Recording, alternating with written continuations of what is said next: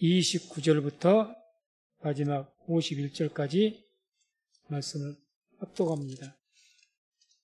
12장 29절부터 51절까지 말씀을 합독합니다. 밤중에 여호와께서 애굽 땅에서 모든 처음 난 것 곧 위에 앉은 바로의 장자로부터 옥에 갇힌 사람의 장자까지와 생축에 처음 난 것을 다 치심에 그 밤에 바로와 그 모든 신하와 모든 애굽 사람이 일어나고 애굽에 큰 호곡이 있었으니 이는 그 나라에 사망치 아니한 집이 하나도 없었음이었더라. 밤에 바로가 모세와 아론을 불러서 이르되 너와 이스라엘 자손은 일어나 내 백성 가운데서 떠나서 너희의 말대로 가서 여호와를 섬기며 너희의 말대로 너희도 양도 소도 몰아가고 나를 위하여 축복하라며 애굽 사람들은 말하기를 우리가 다 죽은 자가 되도다 하고 백성을 재촉하여 그 지경에서 속히 보내려 하므로 백성이 발교되지 못한 반죽 담은 그릇을 옷에 싸서 어깨에 매니라. 이스라엘 자손이 모세의 말대로 하여 애굽 사람에게 은금폐물과 의복을 구하며 여호와께서 애굽 사람으로 백성에게 은혜를 입게 하사 그들의 구하는 대로 주게 하심으로 그들이 애굽 사람의 물품을 취하였더라. 이스라엘 자손이 라암사스에서 발행하여 숫곳에 이르니 유아 외에 보행하는 정정이 60만 가량이요 중다한 잡족과 양과 소와 심이 많은 생축이 그들과 함께 하였으며 그들이 가지고 나온 발교되지 못한 반죽으로 무교병을 구웠으니 이는 그들이 애굽에서 쫓겨남으로 지체할 수 없었음이며 아무 양식도 준비하지 못하였음이었더라. 이스라엘 자손이 애굽에 거주한 지 430년이라 430년이 마치는 그날에 여호와의 군대가 다 애굽 땅에서 나왔은즉 이 밤은 그들을 애굽 땅에서 인도하여 내심을 인하여 여호와 앞에 지킬 것이니 이는 여호와의 밤이라. 이스라엘 자손이 다 대대로 지킬 것이니라. 여호와께서 모세와 아론에게 이르시되 유월절 규례가 이러하니라. 이방 사람은 먹지 못할 것이나 각 사람이 돈으로 산 종은 할례를 받은 후에 먹을 것이며 거류인과 타국 품꾼은 먹지 못하리라. 한 집에서 먹되 그 고기를 조금도 집 밖으로 내지 말고 뼈도 꺾지 말지며 이스라엘 회중이 다 이것을 지킬지니라. 너희와 함께 거하는 타국인이 여호와의 유월절을 지키고자 하거든 그 모든 남자는 할례를 받은 후에야 가까이하여 지킬지니 곧 그는 본토인과 같이 될 것이나 할례 받지 못한 자는 먹지 못할 것이니라. 본토인에게나 너희 중에 우고한 이방인에게나 이 법이 동일하니라 하셨으므로 온 이스라엘 자손이 이와 같이 행하되 여호와께서 모세와 아론에게 명하신 대로 행하였으며 그 같은 날에 여호와께서 이스라엘 자손을 그 군대대로 애굽 땅에서 인도하여 내셨더라. 아멘. 오늘 말씀은 장자가 죽게 되는 그 재앙 이제 드디어 시작되고 그 이후에 유월절 사건을 통해서 이스라엘 백성들이 출애굽하게 되는 그런 사건까지가 나오고 있습니다. 29절 30절 보면 이제 이 장자들에 대해서 초태생들 하나 다 치시겠다 하시고 다 친 그런 내용이 나옵니다. 밤중에 여호와께서 애굽 땅에서 모든 처음 난 것 곧 위에 앉은 바로의 장자로부터 옥에 갇힌 사람의 장자까지와 생축에 처음 난 것을 다 치심에 그 밤에 바로와 그 모든 신하와 모든 애굽 사람이 일어나고 애굽에 큰 호곡이 있었으니 이는 그 나라에 사망치 아니한 집이 하나도 없었음이었더라. 이는 그 나라에 사망치 아니한 집이 하나도 없었다. 초태생이 없는 집이 없으니까 그러죠. 아마 그동안 9가지의 애굽에 내린 재앙을 보게 되고 모세가 애굽에 이러이러한 재앙이 임할 것이다 그 말한 것이 하나도 틀림없이 전혀 될 것 같지 않는 나일강이 피로 변하고 파리가 온 애굽 땅을 적실거리고 메뚜기 떼가 임하고 우박이 떨어지고 이런 일들이 어떻게 쉽게 될 일이 있겠습니까? 근데 말 한 대로 다 된다는 거예요, 지금까지. 한 번도 틀림없이. 이걸 다 이제 애굽 백성들이 경험을 했습니다. 자, 그리고 해서 마지막에 이제 장자들이 다 죽는다고. 짐승이 죽는 것도 지금 큰 고통일 건데, 장자, 내 아들이 죽는다는 거예요. 내 아들뿐만 아니라 남편이 죽을 수도 있죠. 남편이 장자라면. 누구든지 장자는 다 죽는 거니까, 아니, 우선 내 남편이 병 걸린 것 아닌데, 내 자식이 병 걸린 것 아닌데, 죽는다고 하니까. 그래서 지금까지 한 것을 보면, 100번 죽을 수밖에 없게 돼 있어요, 지금. 9가지 경험했지 않습니까? 그러니까 애굽 그 백성들의 입장에서는 어떤 마음이 들었을까요? 아마 자기 아들, 장자들을 살리려고 별의별 수단을 다 동원했을 겁니다. 우상을 열심히 믿는 사람들은 뭐 우리나라 같으면 푸닥거리든지 구슬하든지 뭘 하든지 별것을 다 해서 뭐 부적을 붙이든지 자기들이 할 수 있는 방법 다 동원했을 겁니다. 왜? 내 아들 죽게 생겼는데요, 지금. 겹치면 아들도 죽고 남편도 죽을 수도 있어요. 남편이 장남이면. 얼마나 심각한 일입니까? 그러면 아마 할 수 있는 약 14일 이후에 일어난 일이니까 약 14일간은 뭐 어린 양을 취해라. 그리고 그 어린 양 뭐 간직해라. 그래서 유월절은 그 말씀이 하나님 말씀이 떨어지고 14일 이후에 일어납니다. 유월절이. 그러니까 약 10일 이상을 애굽 백성들이 그 이야기를 듣고 얼마나 몸부림을 쳤을까요? 상상을 초월할 겁니다. 성경에는 그런 말들이 없지만 그럴 수밖에 없지 않겠어요? 난리가 난 거죠, 이제. 난리가. 이런 체험을 한 번도 뭐 그런 9가지 재앙이 없었더라면 웃기네. 뭐 그럴 수가 있어. 이러고 말겠지만 9번의 그 무서운 재앙을 체험했잖아요. 그러니 이게 너무 두려운 거죠. 그러니 아마 수단과 방법을 별것을 다 했을 거예요. 내 아들을 살릴 수만 있다면, 내 남편을 살릴 수만 있다면 뭘 못하겠어요? 뭘 못하겠어요? 아마 그러고 있었을 겁니다. 그러나 결과적으로 하나님의 말씀대로 장자는 다 죽는 거죠. 죽었습니다.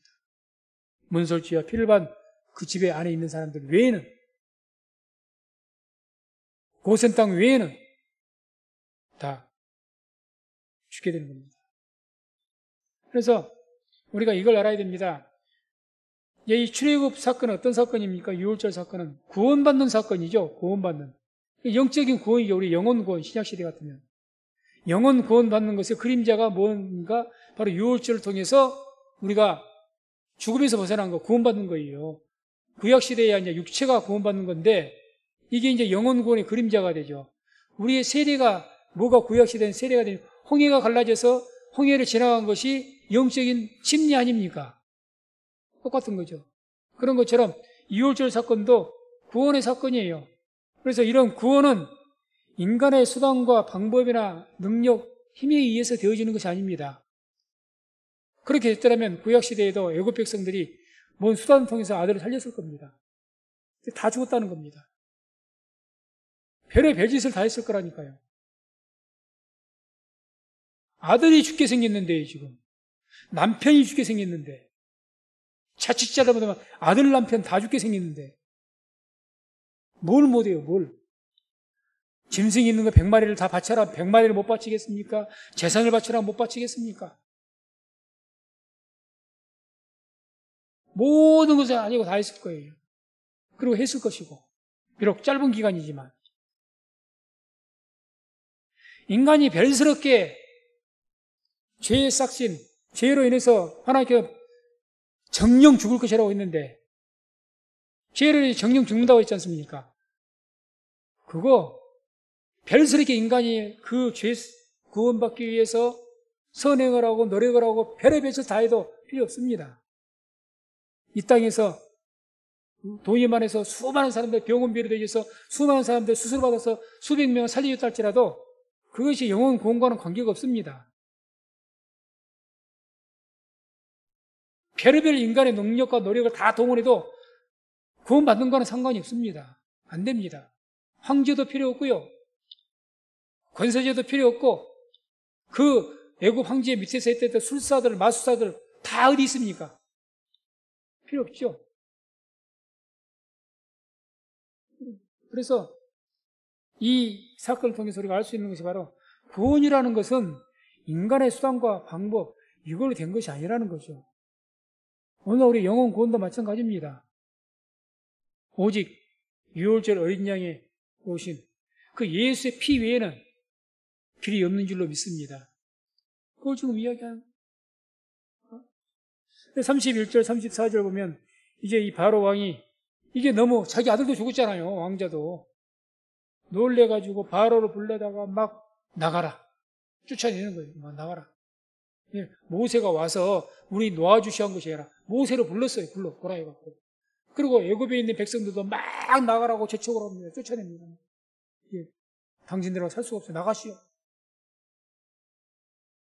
그게 31절, 34절 나오죠.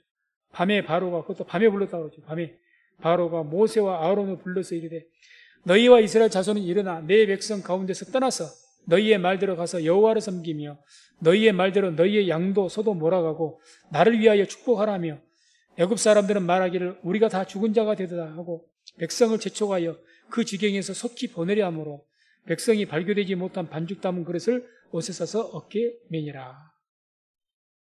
얼마나 급해서 한밤중에 바로 왕자가 모세를 불러다가 이제 나가라 제발 좀. 그리고 하는 말이 나를 위해서 좀 기도 좀 해라. 애굽 사람들도 백성들도 막 나가라고. 당신들 때문에 우리가 다 죽게 생겼다고. 얼마나 다급하게 쫓아냈으면 발교되지 못한 반죽. 그러니까 이제 무교절을 지내라 했잖아요. 유월절 딱 날이 새기도 전에 이제 한밤중에 날이 새고 장자도 죽었어요.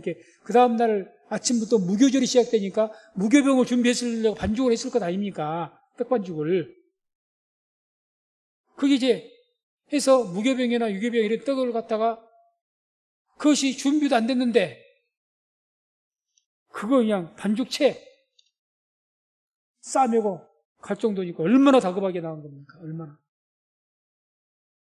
반죽해서 떡을 만든 것도 아니고 반죽을 그냥 두고 간 거예요. 얼마나 급했어요. 나가라니. 그래서 이제 여기서는 이 바로가 비로소 모세나 이스라엘 백성들이 하나님의 백성인 것을 인정을 하고 모세에게 나를 위해서 기도 좀 해주라. 나를 위해서 기도해달라고 그러지 않습니까? 우리는 하나님의 백성들은요, 복에 거론된 자들이기 때문에 기도해 줄 수 있는, 축복해 줄 수 있는 권세가 우리에게 있습니다. 이걸 믿으시기 바랍니다.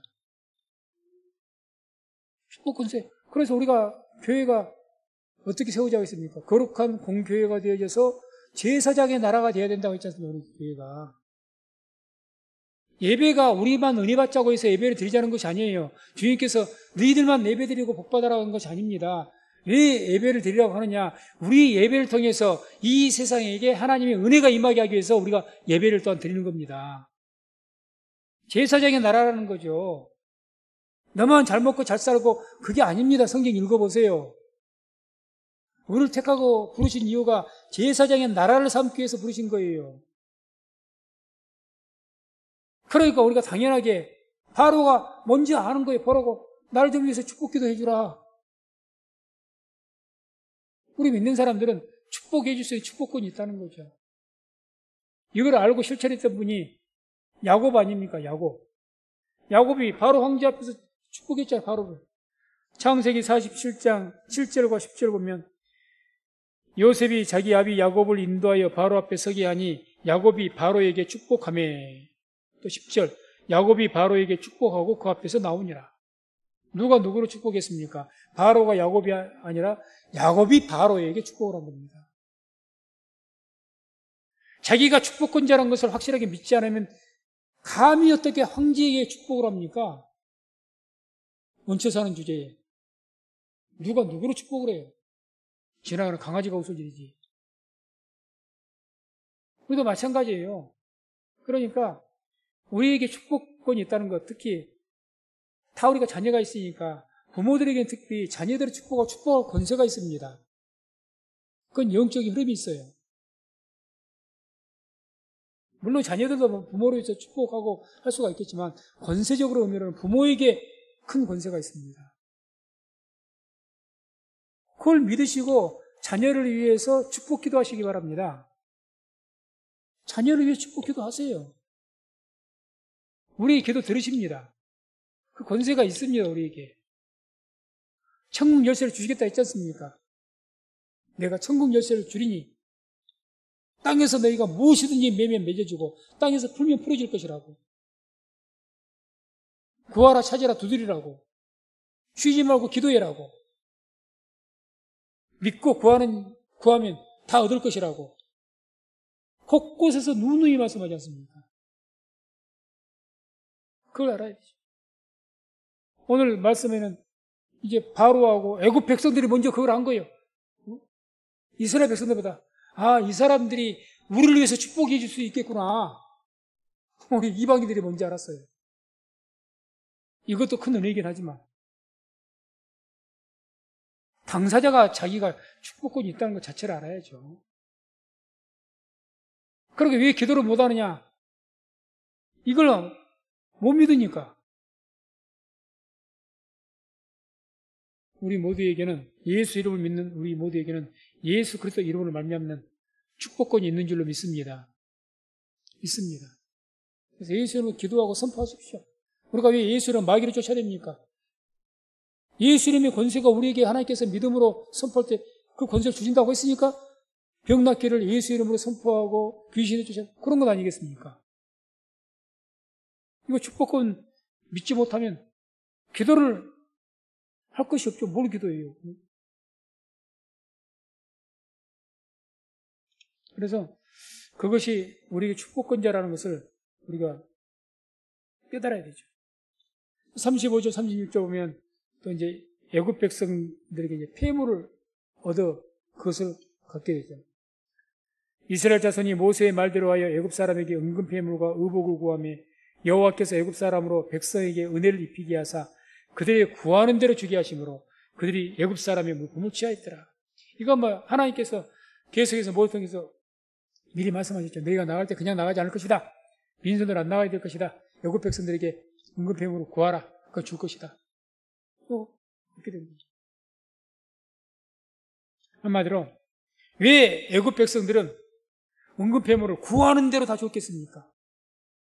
은금 폐물이 안 아까워요? 아깝죠? 왜 구하는 대로 줬을까요? 왜 그렇게 됐을까요? 애굽 백성들이. 어떻게 생각해보면 지금 이를 부득부득 할 수도 있을 건데 저 원수들 저것들 때문에 내 자식이 죽었어. 저것들 때문에 내 나라가 망했어. 저것들이 전부 우리 종들로 재산이나 다름없는 것인데 저것들이 이제 갈라 그러니까.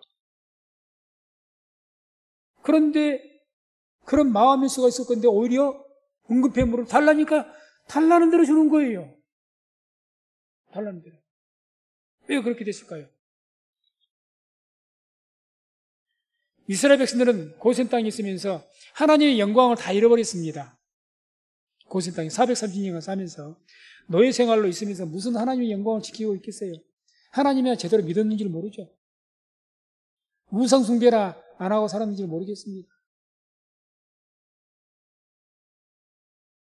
하나님의 영광 전혀 나타내지 못하고 그냥 동사리로 그냥 모세가 그렇게 이야기를 해도 말 안 들었었고 그랬던 백성들 아닙니까? 한마디로 하나님의 영광을 싹 다 잊어버리고 그 영광이 없었는데 이제 하나님께서 그 10가지의 재앙을 통해서 이스라엘 백성들을 통해서 하나님의 영광을 드러내신 겁니다. 하나님의 영광이 드러나니 그것을 보고 애굽 백성들이 달란대로 준 거예요. 하나님 영광을 보니까 당연히 우리 좀 기도 좀 해주시오. 당신들이 믿는 하나님이 진짜 하나님이요. 이렇게 되는 거죠. 이스라엘 백성들은 하나님의 영광을 다 잃어버렸지만 그걸 회복시키신 분이 누구냐? 하나님 본인께서 회복시킨 거예요. 이스라엘 백성들이 무슨 능력이 있어 선을 행해갖고 막 열심히 잘 믿어갖고 하나님께 영광을 돌린 것이 아니라 우리가 하나님께 영광 돌리자고 그러죠. 하나님께 영광 잘 돌리십니까? 그게 쉽지 않아요. 완전히 하나님 영광 다 잃어버렸습니다. 조롱의 대상이었습니다. 하나님이 오히려. 이거 예수 믿는 것들이 왜 저러냐? 하나님 믿는다고 하는 것들이 왜 저러냐? 우리 그런 조롱만 받아봅니다. 그런 가운데서 하나님께서 10가지 재앙을 통해서 하나님 영광을 회복시킨 거죠. 그러니 이제 그전에는 하나님 영광을 이렇게 드러내지 않았을 때는 이스라엘 백성들이 하나님이란 여호와란 하나님을 믿는다는 것쯤은 알았겠죠. 본인들이 믿는다고 하니까 잘 믿고 못 믿고를 떠나서 나 집사, 나 권사, 나 목사하고 이마박에 붙이고 다니는데 모르겠습니까? 다 알 겁니다.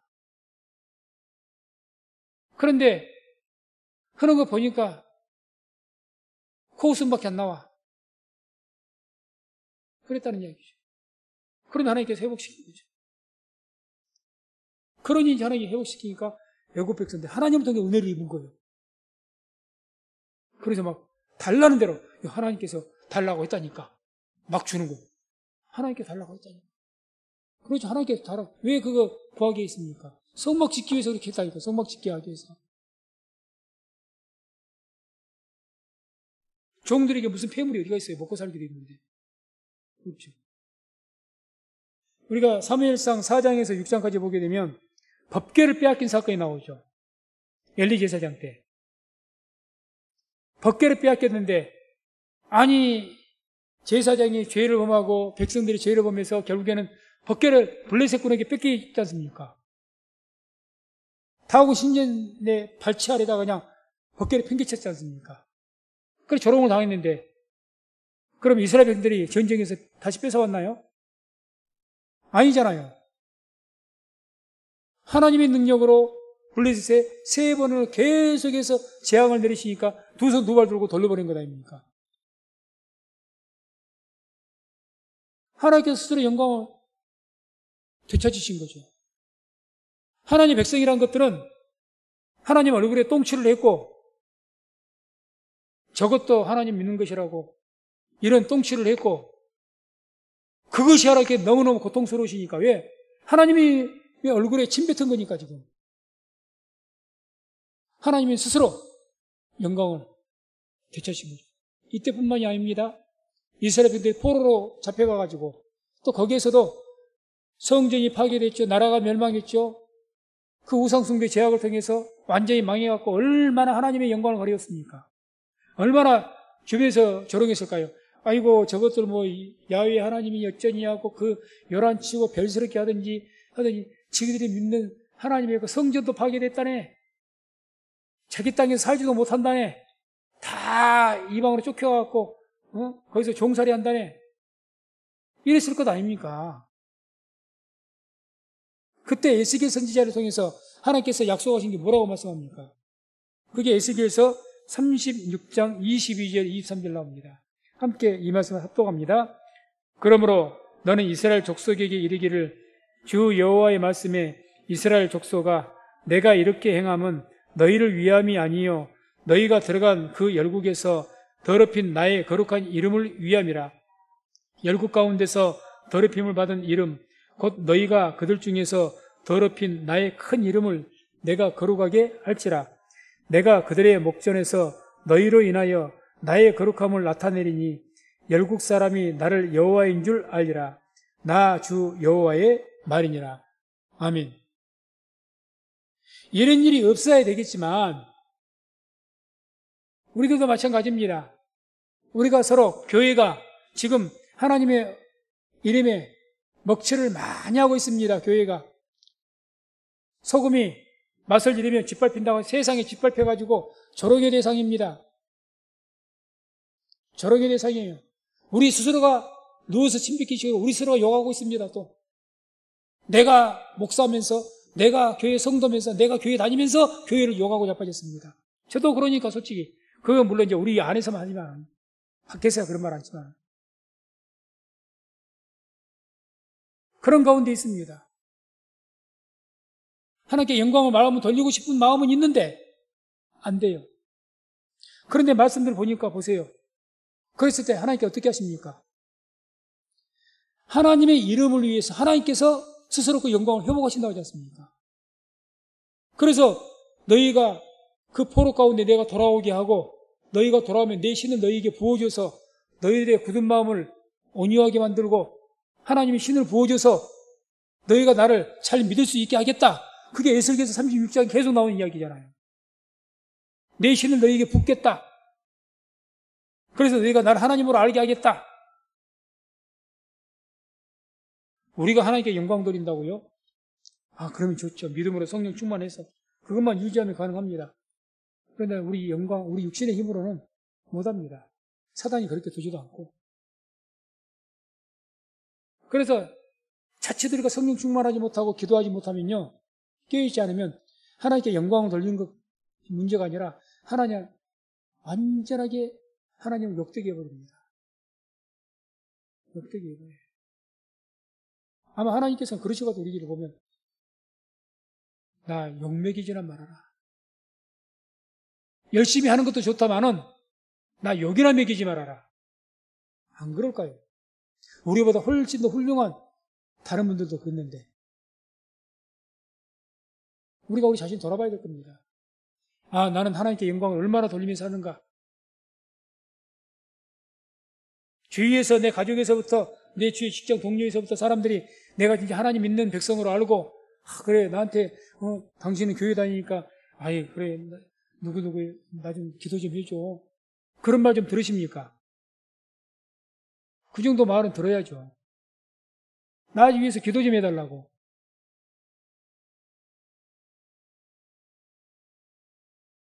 만약에 그런 것 전혀 들은 것이 없다면, 뭘로 영광을 돌리십니까? 돈 많이 번 걸로 영광, 돈 많이 벌면 자기가 좋지 뭐.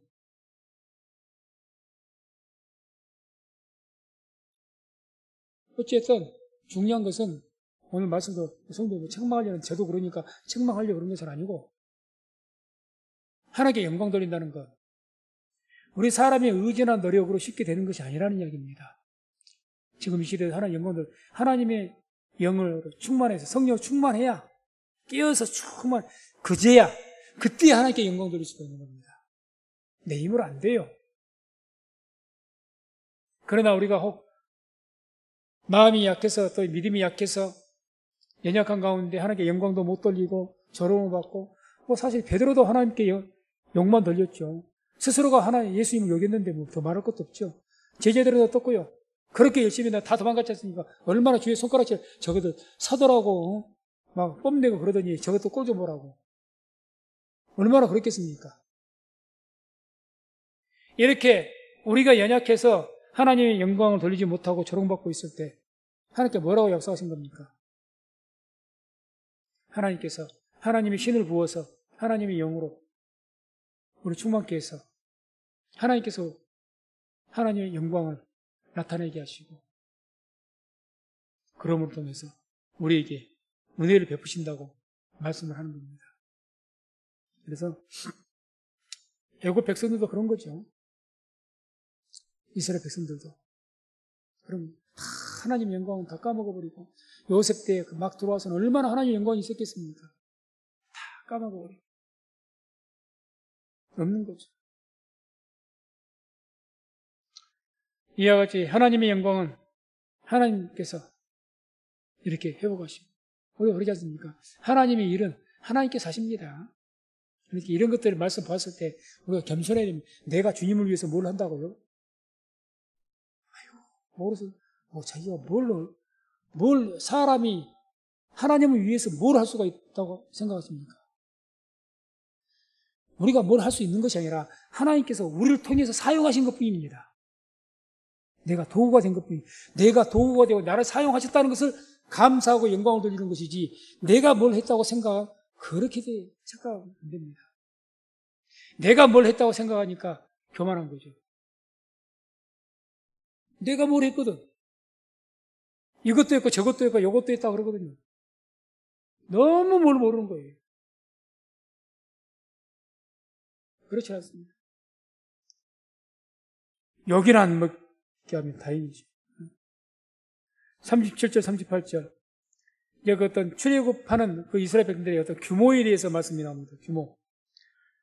이스라엘 자손이 라암셋에서 발행하여 숲곳에 이르니 유아 외에 보행하는 장정이 60만 가량이요 중단 잡족과 양과 소와 심이 많은 생축이 그들과 함께 하였으며 출애굽하는 규모가 보행하는 장정만 60만이었다고 합니다. 자주 이 말씀이 나오지만 그러면 좋기. 잡족까지 포함했다. 그러지만 200만 원 됐을 것이다. 그러면 잡족을 뺀다고 하더라도 최소 100만 원 넘었을 거다. 100만 원 넘었을 거다. 어마어마한 백성이죠, 당시. 그 많은 사람들이 출애굽을 하는 거죠. 39절 41절까지는 이제 이 출애굽하게 된 백성들의 모습이 나오는데, 보면은 그들이 가지고 나온 발교되지 못한 반죽으로 무교병을 구웠으니 이는 그들이 애굽에서 쫓겨남으로 지체할 수 없었음이며 아무 양식도 준비하지 못하였음이었더라. 이스라엘 자손이 애굽에 거주한 지 430년이라 430년이 마치는 그날에 여호와의 군대가 다 애굽 땅에서 나왔은즉 430년이 마치는 그날에 이스라엘 백성들이 언제 나왔다고요? 애굽에 들어간 지 430년이 된 그날이 아니라 430년이 마친 그날입니다. 뭘 의미한다고 생각하십니까? 그냥 430년이 되었을 때가 아니고 430년이 마치는 그날이 마치는 그날. 그 말은 이 430년이라는 것이 뭘 의미하는 거죠? 언제부턴가 정해져 있었던 날이라는 거죠. 언제부턴가는. 애굽에서 430년간 우리가 결국 노예 생활을 할 수밖에 없었던 그 애굽의 노예 생활 그 기간이 정해져 있었구나라는 것을 암시하는 말이죠. 그러니까 마치는 그날이에요. 언제부터가 정해져 있으니까 마치는 날이 있는 거예요. 정해져 있는 날이 없는데 무슨 마치는 날이 있습니까? 그냥 40년이 되니 우리가 나갔다 이것이 아니라는 거죠. 창세기 15장 13절 14절 봅니다. 창세기 15장 13절 14절 함께 말씀을 합독합니다. 여호와께서 아브라함에게 이르시되 너는 정령이 알라 내 자손이 이방에서 객이 되어 그들을 섬기겠고 그들은 400년 동안 내 자손을 괴롭게 하리니 그 섬기는 나라를 내가 진치할지며 그 후에 내 자손이 큰 재물을 이끌고 나오리라. 아멘. 자, 애굽에 몇 년이 지금 하나님께서 예정을 해놨어요? 400년간. 약. 이미 하나님께서 정해져 놓은 기간입니다. 400년 전에는 이스라엘 백성이 목숨 걸고 전쟁을 해도 못 나와요. 허락질 않습니다. 별스런 노력을 해도 못 나옵니다. 정해진 기간입니다. 그때가 돼야 됩니다. 전도서의 3장에 나온 것처럼 모든 것이 때가 있다고 하는 하나님 정하신 때가 있다고 하는 것처럼 때가 되지 않으면 절대 나올 수가 없습니다. 사람의 힘으로 안 됩니다. 하나님께 정하신 때가 있기 때문에. 오늘날도 마찬가지입니다. 교만한 사람이 하나님의 때를 무시하지 하나님의 말씀을 듣고 믿고 겸손한 말씀에 견엄사는 사람은 절대 하나님의 때 무시하지 않습니다. 하나님의 때를 바라보고 항상 그 아래서 하나님의 손 아래서 겸손하게 행하는 겁니다. 겸손하게. 그러니까 하나님께서 행하시는 대로 그런 하나님의 때를 아니까 하나님의 때, 내 때, 내가 원하는 때는 내가 좋아하는 때죠. 내 때를 바라지 않고 항상 겸손하게. 그러니까 어떤 때 내 마음대로 안 돼도 그래서 온유하게 받아들이는 거야. 아직 하나님의 때가 안 되는 것 같구나. 나는 지금 성공하고 싶은데 하나님께서 여건을 허락지 않으시네? 내가 아무리 열심히 해도 안 되네? 열심히 하지 말라는 것이 아니라 아직 내가 열심히 해도 아직 내가 안 되었네? 성공을 못 했네? 그러면 믿는 사람이 뭘 알아야 되냐? 하나님께 나라가 허락지 않으셨구나. 그렇게 얘기하죠. 그게 진짜 믿음이죠. 그래서 그 믿음으로 겸손하게 하나님의 손 아래서 행해야죠. 하나님의 손을 거절해버리는 것이 아니라 하나님 우리 다스려 나가시는데 때를 따라서 사악사 손으로 다스려 나가시는데 하나님 손길을 거부해버려요? 그게 불복이고 불순종이죠. 대적하는 것이고. 마찬가지죠. 이스라엘 백성들이 서로 이렇게 막 중단 잡족들이 있고 뭐 200만 정도나 되는 사람도 있었으면 군사력만 해도 60만 아닙니까? 그러면 한번 해보자. 하다못해 우리가 종살이 정도는 면할 수 있을 거다. 전쟁 한번 붙어보자. 애굽하고. 그럴 수도 있지 않겠습니까? 그래 서로 그렇다 할지라도 힘이 있었다 할지라도 안 된다니까요. 하나의 때가 아니에요. 뭐 역사적으로 그런 일이 있었는지 없었는지는 뭐 정확하게 그 역사까지는 저도 몰라서 모르겠습니다만 절대 안 되는 거죠. 그래서 이렇게 오늘은 이 말씀들은 전부 출애굽은 전부 구원의 사건이니까 영적으로 구원의 사건. 이런 우리의 구원은 사람의 뜻대로 되는 것이 아니라 하나님의 때에 하나님의 뜻대로 되어집니다. 그걸 인정하시고 믿게 되시길 주의 이름으로 축원드립니다. 이런 믿음이 확실하게 있어야 돼요. 우리가 주님께로 나오는 것도 다 저도 주의 말씀 듣고 주를 온전히 영접하게 되고 내가 무슨 열심으로 노력해서 예수님을 믿게 된 것이 아니라 하나님의 때가 되어서 하나님 은혜 가운데서 주님을 영접하게 됐고 구원받게 됐고 또 하나님의 뜻에 따라서 내가 목회자가 되고 하나님의 때에 따라서 목사 안수 받고 또 여기 오게 되고 그렇게 된 줄로 확신합니다. 이유가 있는 거죠. 그런데 하나님께서 허락하셔서 하나님의 때 하나님 뜻에 따라서 이렇게 저렇게 운행하시고 우리를 갖다 어떤 처소에 딱 맡겨주시고 뭔가를 맡기셨는데 내가 거부해버려요? 나 못해요. 그게 불충이죠, 불충. 부르신 이유가 있을 것 아닙니까, 하나님께서?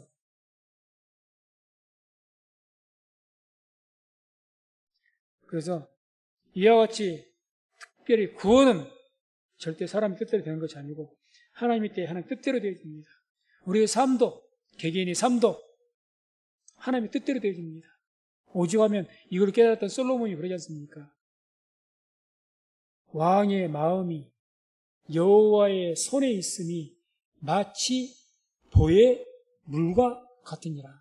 보는 저수지를 말한다고 했죠. 저수지.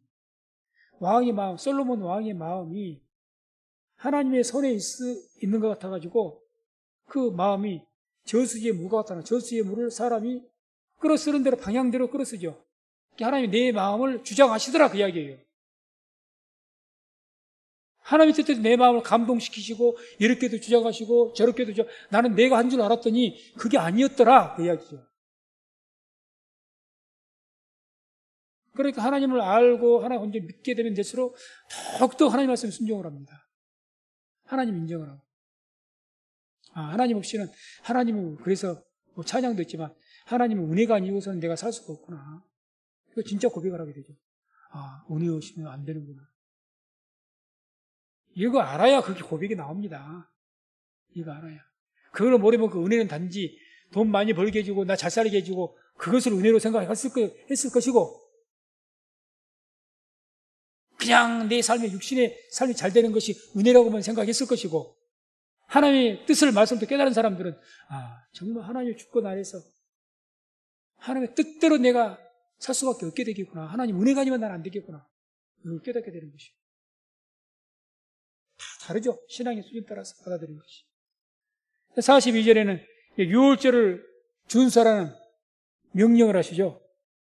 이 밤은 그들을 애굽 땅에서 인도하여 내심을 인하여 여호와 앞에 지킬 것이니 이는 여호와의 밤이라. 이스라엘 자손이 다 대대로 지킬 것이니라. 유월절을 어떻게 하는 거야? 대대로 지켜라, 영원히 지켜라. 이 말씀은 여기만 하신 것이 아니라 14절에도 보면은 너희는 이날을 기념하여 여호와의 절기를 삼아 영원한 규례로 대대 지킬지니라. 또 17절에도 너희는 무교절을 지키라. 이날에 내가 너희 군대를 애굽 땅에서 인도하여 내었음이라. 그러므로 너희가 영원한 규례를 삼아 이 날을 대대로 지킬지니라. 24절 너희는 이 일을 규례로 삼아 너희와 너희 자손이 영원히 지킬 것이니 영원히 지켜라, 대대로 지켜라, 자손 대대로 지켜라. 이 출애굽기 12장에만 물경 4번이 나옵니다. 4번이. 모세에만 대해서, 유월절에만 대해서. 다른 율법을 말씀하시죠. 영원히 대대로 지켜라 이런 말씀이 쉽게 안 나옵니다. 그냥 지키라고 하죠. 안식일을 지켜라. 망령되이 일컫지 말라. 우상 숭배하지 말아라. 이렇게 간단하게 살인하지 말라. 화목제를 드려라. 먼 제사를 드려라. 영원히 지켜란 말은 쉽게 안 나와요. 많이 안 나옵니다. 그런데 6월절 이 규례에 대해서 이 12장에서만 4번이 영원히 지키라고 나온 거예요. 그만큼 6월절 규례가 중요하다는 거죠. 영원히 지키라는 것은 지금 이 시대까지 적용되는 법이라는 거죠. 지난 시간에 이 유월절 사건을 뭘로 묘사했습니까? 예수님께서 어린 양이셨고 그 성찬식이 유월절 먹는 그 그림자로 했지 않습니까? 그렇게 유월절이 그렇게 성취가 된 거죠. 영원히 지키고 있는 거죠, 지금 우리가. 성찬식을 거행하고 이 시간에도 말씀이 육신이 되신 그 말씀을 지금 제가 전하고 있고 우리 성도님들 귀로 먹고 있지 않습니까? 지금 유월절을 지키고 있는 거예요.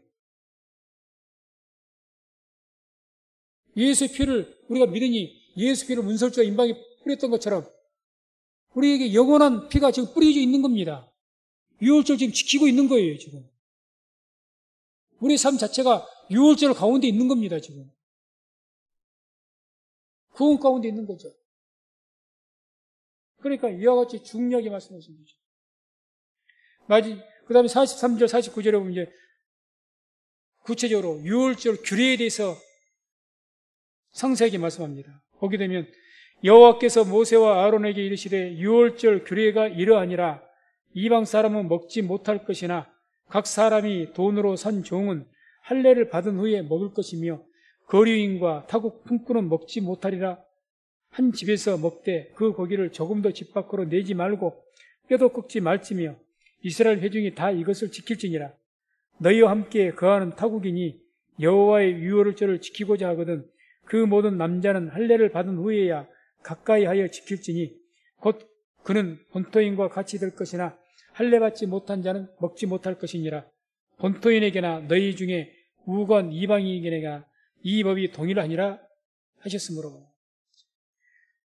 유월절 어떻게 지키라고 말씀합니까? 한 6가지 정도로 말씀합니다. 그 첫 번째가 이방 사람은 먹지 말아라. 유월절.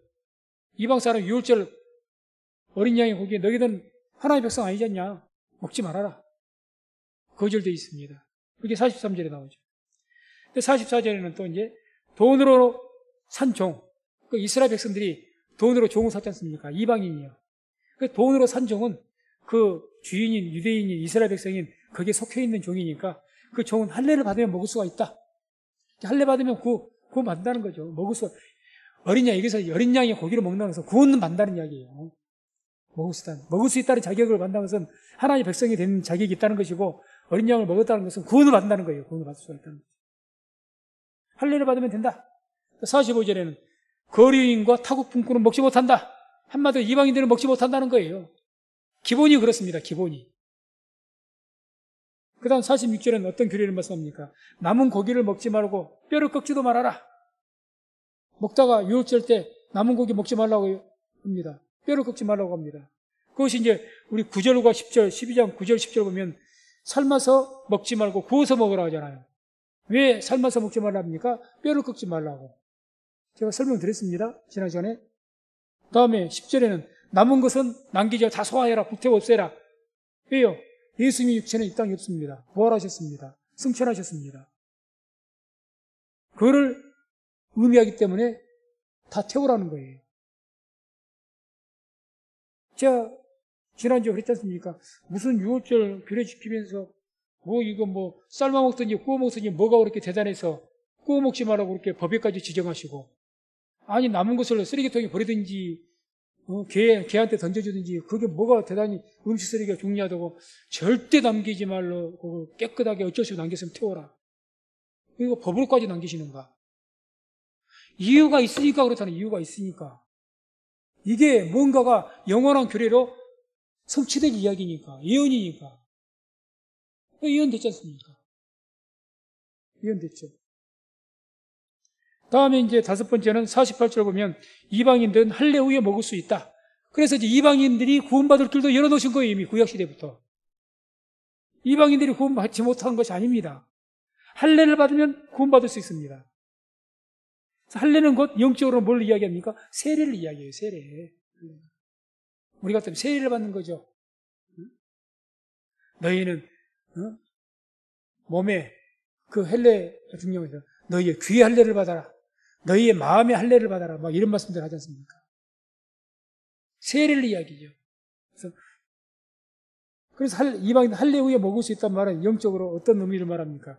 성령 세례를 받아야만 말씀을 들을 수 있는 기회가 열립니다.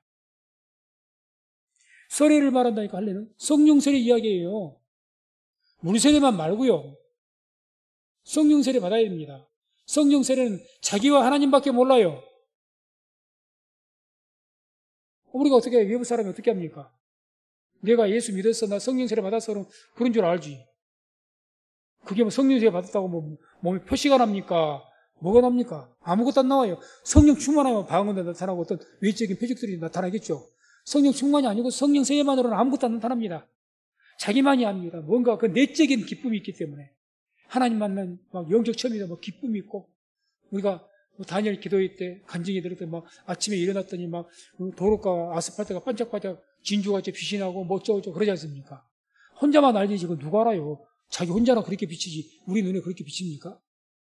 아니에요. 성령 세례 받으면 그래서 본인이 압니다. 알아요. 거듭나거든요. 그러니까 영안이 늘려가 확 달라지거든요. 마음가짐이. 생각이 달라지거든요. 그러니까 귀가 열리는 거예요. 그 사람들은. 그때 이제 말씀이 들려지기 시작해요.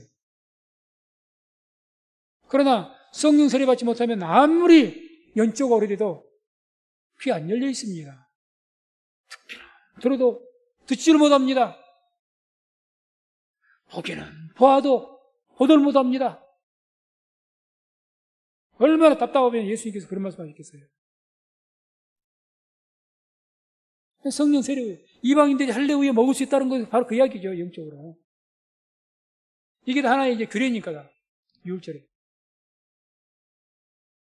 마지막 6번째로 의미하는 것은 49절에 보면은 할례를 받으면 유월절 은혜의 법이 다 동일하게 임합니다. 할례를 받으면 이방인이나 유대인이나 이스라엘 백성들이나 다 동일한 하나님의 은혜가 임한다는 겁니다. 다 동일하게. 아, 너는 이방인이었기 때문에, 아니, 네가 뭐, 옛날에 하나님 믿었냐? 인자 믿었잖아. 그러니까 너는 은혜, 덜 떨어지는 은혜. 아, 유대인들이 옛날부터 믿어왔으니까, 아니잖아. 신약 성경보다 아니지 않습니까? 탕자가 돌아왔을 때, 얼마나 그 탕자를 갖다가 아버지가 사랑하고 더 은혜를 베풀었으면, 장남이 서운해가지고, 아버지여, 나는 아버지를 평생을 섬겼더니 나한테는, 작은 이런, 노루새끼 한 마리라도, 염소새끼 한 마리 잡아준 적이 없거든. 이 탕자가 아버지 재산 다 가져와서 다 까먹고 지금 인제 돌아왔는데, 이게 뭐 이쁘다고 서로 잡아주고, 가락지를 끼워주고, 옷을 그러냐고. 어떤 면으로 보면, 이방인들을 더 사랑하신 것 같아요. 잃어버린 영혼들을 더 사랑하신다 하지 않습니까? 99마리 양을 집에 두고 그걸 사랑하지 않는다는 것이 아니라 집에 두고 한 마리 잃어버린 양을 찾겠어. 찾도록 찾는다고 하지 않습니까? 찾으면 그 99마리 양으로 인해서보다 더 이 한 마리를 더 기뻐한다고 했지 않습니까? 예수님. 그런 기쁨이지. 그러니 이들에게 뭐 이방인이라고 하나님께서 은혜를 베푸시는데 덜 떨어지는 은혜를 주시겠습니까? 아니라 다 똑같은 은혜가 임합니다. 뭔만 하면 회개하고 세례만 받으면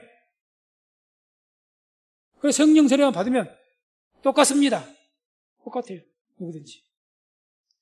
그래서 누구든지 회개하여 성령 세례 받으면 구원을 받게 되는 겁니다. 그게 성경의 진리죠. 마지막 50절, 이제 51절, 이제 백성들이 이 순종함으로 하나님께서 그들을 그 애굽에서 완전히 구원하여 내셨다는 말씀이 나옵니다. 온 이스라엘 자손이 이와 같이 행하되 여호와께서 모세와 아론에게 명하신 대로 행하였으며 그 같은 날에 여호와께서 이스라엘 자손을 그 군대대로 애굽 땅에서 인도하여 내셨더라. 이 말씀에도 잘 보십시오. 온 이스라엘 자손이 이와 같이 행하되, 그러니까 하나님 말씀을 이와 같이 행했다. 주님께서 말씀하신 대로 행했다는 겁니다. 유월절 규례를 지켰다는 이야기죠. 말씀하신 대로 다 했다는 거예요. 말씀대로 했다는 겁니다. 말씀대로 했더니 그 다음에 이제 51절 보세요. 그 같은 날에 여호와께서, 그 같은 날은 뭘 이야기합니까? 그와 같이 하나님의 말씀에 그대로 순종한 그 날에 그 말입니다. 풀어서 해석하면 그 이야기예요. 이스라엘 백성들이 모세를 통해서 유월절 이렇게 지켜라 명령했잖아요. 그러니까 이 백성들이 그 말씀대로 행했다는 겁니다. 그러니까 주님께서 그 말씀대로 행했던 그 이스라엘 백성들을 보고 그렇게 행한 자들, 그 같은 날에, 그가 같이 행하는 날에 구원의 역사를 베푸셨다는 거죠.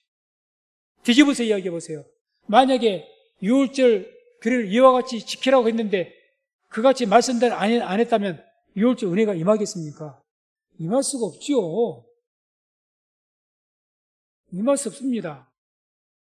하나님께서는 아무리 우리를 사랑하셔도 우리가 하나님 믿고 믿음으로 순종해야 거기에 은혜를 부어주시고 역사하시지, 우리가 불순종해버리고 우리가 행하지 않으면요 하나님 역사하지 않습니다.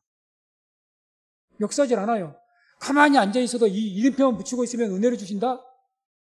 택도 없는 소리입니다. 야고보서에 보세요. 너희가 얻지 못하면 왜 얻지 못한다고 합니까?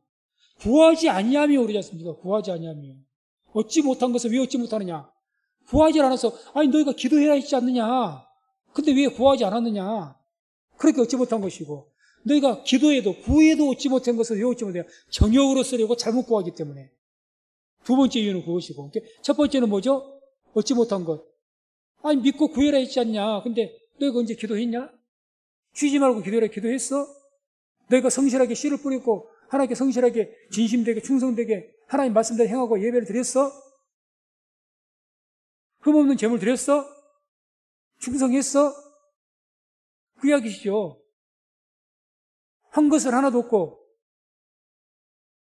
주시옵소서 이것만 외치는 거죠. 될 수가 없는 거죠. 그래서 이와 같이 오늘 이 출애굽기 12장 6월절 사건과 출애굽한 사건을 우리가 말씀드렸는데, 이 출애굽 사건, 6월절의 사건은 주님께서 어떤 규례를 구약 시대로 끝나는 이야기가 아니라 주님 오신 그날까지 영원한 규례라고 했습니다. 영원한 규례. 그래서 이 특별히 구약 성경에서 창세기가 중요하고 다 중요하지만 구원론에 있어서는 출애굽기가 굉장히 중요하죠. 출애굽기. 우리가 구원을 이야기하는 거니까. 그리고 이제 우리 다음에 공부할 것은 민수기를 볼 겁니다. 민수기는 광야, 영적인 우리 믿는 자들의 광야 생활, 신앙 생활을 의미합니다. 영적으로. 그러니 우리에게 또 너무 우리가 살아가면서 민수기를 보면서 인생 광야의 시절에 이러이러해 만날 때 하나님께서 어떻게 대응하셨구나, 어떻게 행하면 복을 주셨고 어떻게 하면 하나님께 징계를 받았구나. 그건 광야 시대에 나오잖아요. 40년 동안. 우리 인생의 삶을 말하는 거죠. 그러다가 가나안 땅, 천국에 들어가는 거죠. 그래서 이런 출애굽기나 앞으로 볼 모든 말씀들 통해서 말씀을 구약시대의 사건으로, 지나간 사건으로 보지 마시고 이 말씀들은 오늘날 우리에게도 치사하는 것이 있고 오늘날 이 시대에 우리가 지켜야 될 말씀인 줄로 믿습니다. 그래서 이런 말씀들 통해서 다시 한번 우리 신앙을 되돌아보시고 온전한 믿음을 통해서 정말 하나님의 구원의 사건, 성령 세례, 이런 사건들, 하나님 만난 체험이 있게 되는 우리 모든 성도님 되시기를 주의 이름으로 축원을 드립니다.